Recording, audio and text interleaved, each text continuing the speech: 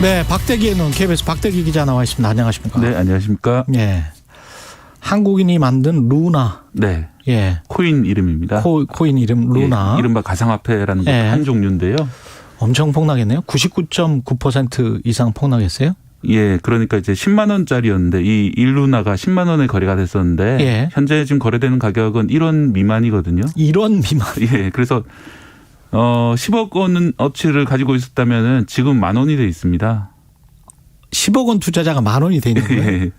그럼 그 지난번에 저 TV에 엊그제 계속 나오더라고요. 20억, 30억 투자했다는 사람. 네. 그래서 뭐 그 집에 찾아갔다는 사람 있잖아요. 루나 만든 사람 집에 찾아갔다는 사람. BJ가 찾아가. 그 사람이 뭐 한 20억, 30억 투자했다며요. 예, 그 사람이 20억, 그러니까 본인이 밝힌 바에 따르면 20억 원을 투자했는데, 네. 뭐 그대로 들고 있었다면 2만 원만 남은 것도 수중에. 20억인데 2만 원이 됐어요. 예. 그래서 좀 하루아침에? 예, 하루 한 2, 3일 정도 걸렸습니다. 2, 3일 정도 내려가는데.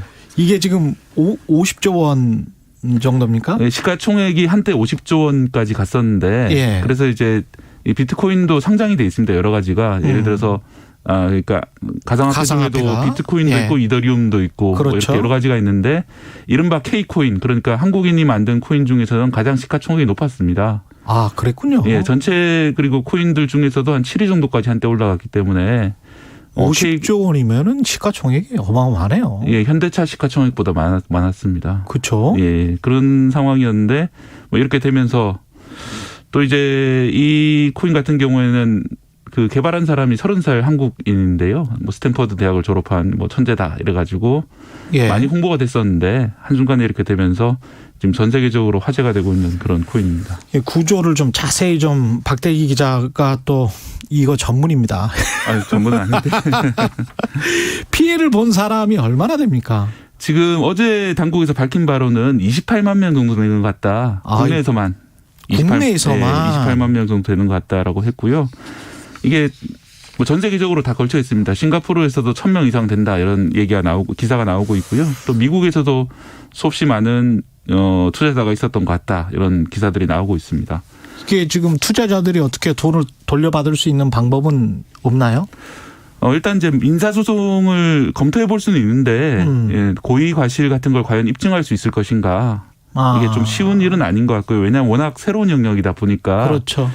그다음에 또 형사로 가게 된다면은 이걸 관할하는 특별한 금융법들은 다 적용이 안 됩니다. 이건 금융상품은 아니기 때문에요. 그럼 이게 뭐죠? 그냥 어떻게 보면 법과 제도의 영역 밖에 있는 그런 새로운 것이죠. 그래서 고전적인 사기에 해당하느냐 아니냐 이런 걸 검토해 볼 수는 있는데 이게 처벌이 가능하다 이렇게 단언할 수는 없는 그런 상황이고요. 아, 그렇군요. 예, 조사를 해보고 만약에 이번 사건으로 엄청나게 많은 사람들이 돈을 잃었는데 예. 누군가는 그 사이에 돈을 벌고 있었다. 그러면 누군가는 진짜 그 권도균 씨라는 사람. 권도형 씨. 예. 권도형 씨라는 사람은 돈을 벌었습니까? 그러면? 그거를 알 수는 없어요. 알 수는 없습니까? 예, 뭐 부동산이다 이런 걸 가지고 있는 것 같긴 해요 지금 현재. 그래서 부동산 같은 걸 가지고 있다. 그래서 만약에 누군가 그 사람이 아니더라도 누군가 돈을 벌었다면은 왜 벌었을까 이런 것 좀 따져봐야 될 것 같습니다. 근데 그거를 창업해서 자기가 그런 거래소를 만들어서 루나 같은 가상화폐를 만들어서 배포를 하고 그게 이제 망했는데 네. 그 과정에서 돈을 벌었다. 근데 그 모든 것이 합법적이었다라고 본인은 주장할 수 있겠네요. 네, 예. 맞습니다. 그런 상황입니다 현재. 그러면 권도영 씨는 조사를 받습니까? 수사가 지금 만약에 싱가포르에 있는 걸로 알려져 있는데요. 싱가포르에 있습니까? 예, 그쪽에서도 고소가 뭐 할 거다 뭐 이런 투자자들이 다 얘기가 있기 때문에 어떻게 될지는 좀 지켜봐야 되는 그런 상황입니다. 이 권도영 씨는 뭐라고 하는 거예요 지금? 현재 뭐 자신의 발명품 때문에 고통받은 사람들한테 미안하다 뭐 이런 발언도 있고요. 또 이걸 다시 한번 다른 코인을 발행해 가지고 그동안 손해본 사람들한테 회복할 방법을 만들어주겠다 하는데 실제로 좀 시장의 반응은 좀 싸늘한 그런 상황이고요. 과연 그렇게 피해 보상이 가능할지 좀 살펴봐야 될 상황이고 또 이번 투자 같은 경우에 그동안 루나 재단이라는 걸 만들어 가지고 비트코인을 한 4조 5천억 원치 사놓았기 때문에 뭐 그 돈으로 혹시 보상받을 수 있지 않냐 많은 분들이 기대를 하셨는데 그중에서 한 3조 8천억 원 정도는 이미 그 가격 방어를 위해서 다 썼다고 해요. 예. 남아있는 그 가상 자산이 한 5천억 원 정도 남아있는 것 같은데 그걸로 과연 보상이 될지 보상을 해줄지 이런 건 좀 더 지켜봐야 될 것 같습니다. 소타임님은 저는 700만 원 날렸습니다. 미스 솔리타스님은 워런 버핏도 비트코인이 폰지 사기와 비슷한 것으로 비판했는데 폰지 사기라도 볼 수 있을까요? 그 이야기를 좀 해보겠습니다. 네. 지금부터 일주일 사이 99%가 폭락을 했는데 네. 이게 이름은 스테이블 코인이란 말이죠. 네. 안정적인 코인이다. 그럼 이름이 혹해요. 네, 이게 마치 네. 안정적인 투자인 것처럼 느껴지게 하는데 투자가 안정적이라고 스테이블은 아니고 가치가 안정적이라고 스테이블이라고 달았는데 그것도 이제 이 사람들이 주장이 안정적이라는 거지 확실히 안정성을 받을 수 있는 건 아니고요. 예. 이 같은 경우에는 알고리즘 스테이블 코인이라고 그래서 예. 이 테라라는 코인이 스테이블 코인인데요. 예. 1테라가 1달러에 매칭이 되도록 돼 있습니다. 1테라가 1달러에 매칭이 예. 되도록 돼 있다. 그러면 뭔가 담보가 있어야지 1테라의 가치가 일정하게 유지가 될 텐데요. 그렇죠. 그걸 위해서 알고리즘을 만들어서 루나라는 또 다른 코인을 발행을 했고요. 예. 그 루나를 팔거나 사고 또 테라를 팔거나 사고 과정을 자동으로 일어나도록 하면서 1테라의 가치를 1달러로 일정하게 유지를 시켰습니다. 일종의 루나라는 코인이 이 테라라는 코인의 담보가 됐던 것이죠. 서로 간에. 네, 서로 가상화폐 두 개가 서로 간에 담보가 되면서 1달러로 페그를 했다.